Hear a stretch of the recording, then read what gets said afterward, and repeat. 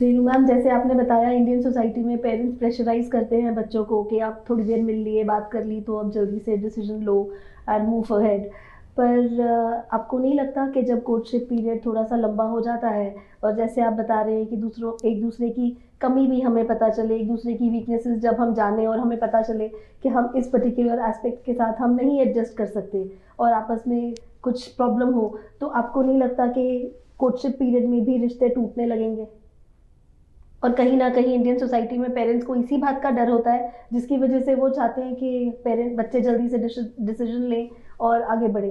तो इसके बारे में आप क्या कहेंगी? ऑफ कोर्स, अगर हमें कमियों के बारे में कोर्टशिप पीरियड में पता लगता है तो इससे बेहतर तो कुछ हो ही नहीं सकता। अ stitch in time saves nine. अगर हम आज एक रिलेशनशिप को संभाल नहीं पा रहे हैं और वो टूटने की कगार में है, तो ये बेहतर है कि वो आज ही डिसीजन लेकर हम उसे तोड़ दें, रादर देन कि हम लीगैलिटीज़ में जाएं। शादी होने के बाद पहले तो अपने समाज में हम उस बदनामी से डरते हैं कि वो ना हो, दूसरा वो जो लीगल एस्पेक्ट्स हैं इसमें उसमें जाएं, फिर एक डिवोर्स, एक हमारा एक जो लीगल प्रोसेस है इतना लेंदी है और उसमें हम it takes lot of mental pressure आता है।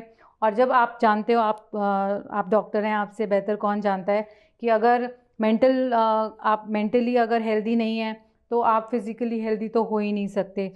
ना तो आप समय दे पाएंगे, ना तो आपकी प्रोफेशनल लाइफ में आप स्टेबल हो पाएंगे, ना अपनी पर्सनल लाइफ में स्टेबल हो पाएंगे।